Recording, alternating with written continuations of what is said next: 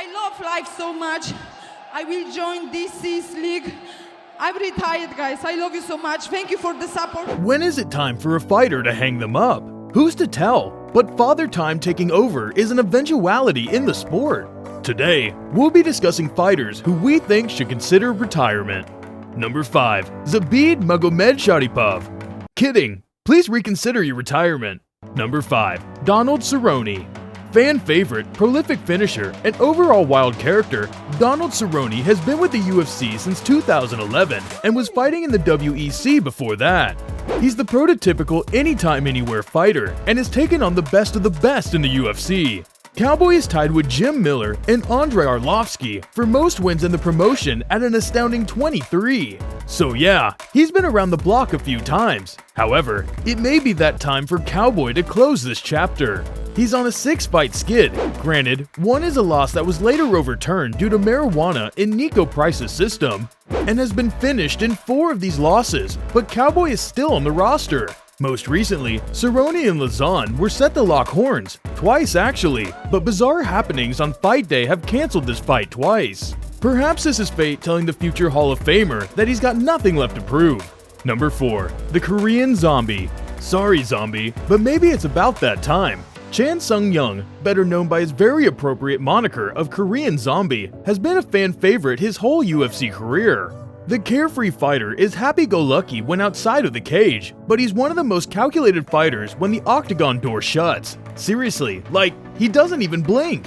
Owner of the first ever Twister submission in the UFC, and some of the most memorable walkouts, it'll be a sad day when Jung announces that he'll be moving beyond the sport. That day may be sooner than later though.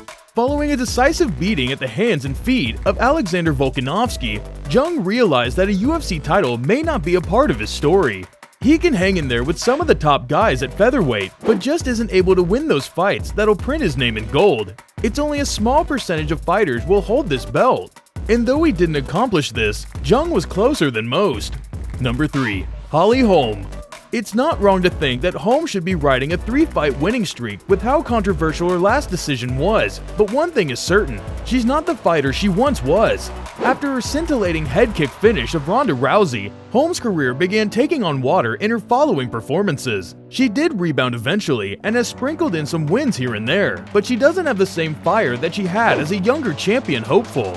Her last finish came in 2017, and her fights, although she's fighting very tough opponents, have seemed a bit stale. Holm will always have a spot in the UFC's highlight reel, as she was on the better side of perhaps the biggest upset in UFC history.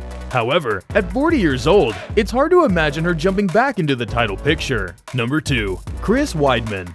Speaking of big upsets, who saw it coming when Weidman chinned Anderson Silva? Chris Weidman came out of the woodworks and entered his first title shot as a relatively unknown fighter, mostly looked at as a stepping stone for Anderson Silva's iconic title reign. This was absolutely not the case.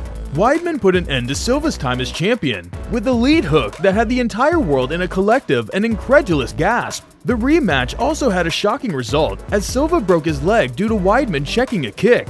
Did this come full circle? Unfortunately for Chris, it did.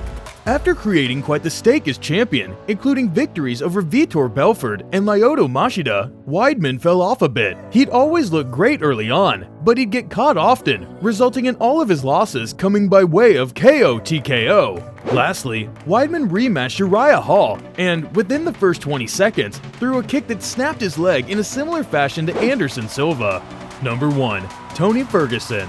We're not crying, you're the one that's crying. Tony Ferguson, one of the biggest fan favorite fighters to grace the UFC, will go down as one of the most confusing but likable personalities in the sport. El Kukui did some incredible things in his time with the sport. He captured interim gold, compiled a 12-fight winning streak, and always found a way to scare Dana White. However, he's now on a 4-fight losing skid, recently being knocked out by Michael Chandler. Has he only been fighting the toughest guys? Yes. Has he done pretty well? Absolutely. But can the fans handle Ferguson taking another loss? No. Our hearts can't take it. Ferguson will go down in history as one of the most beloved fighters, and that's enough for us.